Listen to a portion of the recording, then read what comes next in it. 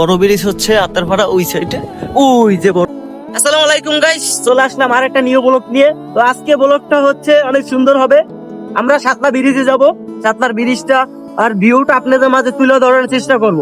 তো কত সুন্দর হাটটা, সে কিন্তু সাতলার ব্রিজটা কিন্তু আরো সুন্দর বা আরো উঁচা উঁচা দেখে সাতলার ব্রিজটা সুন্দর লাগে আপনাদের মাঝে। তো সাতলার ব্রিজটা আপনাদের মাঝে তুলে ধরার চেষ্টা করব। তো চলুন আমাদের সাথে দেখাবো আপনাদের সাতলার ভিউটা, চলুন।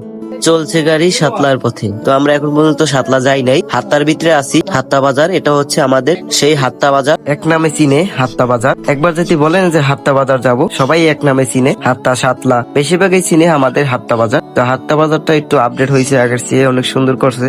কিন্তু মার্কেটটা ডাউন হয়ে গেছে, মার্কেটটা নিয়ে গেছে আমাদের ধামুরা বাজার। ধামুরা বাজারটা মার্কেটটা নিয়ে গেছে একদম, ধামুরা বাজার একেবারে উন্নত হয়ে গেছে। এটা হচ্ছে হাত্তা বাজার মিনি ব্রিজ, আর আমাদের ব্রিজ বড় ব্রিজ হচ্ছে আত্মারপাড়া ওই সাইডে।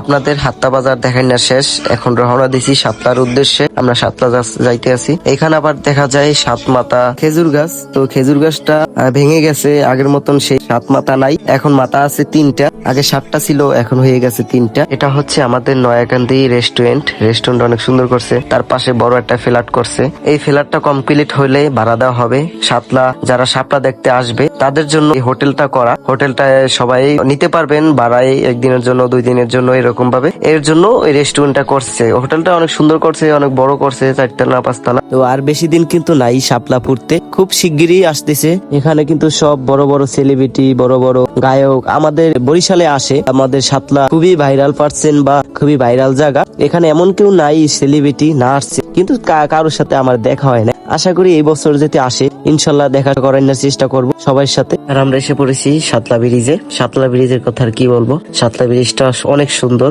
দেখার মতন। হাত্তা ব্রিজটা বেশি একটা উঁচা না, আর সাতলা ব্রিজটা অনেক বড় আর অনেক উঁচা, অনেক উপরে।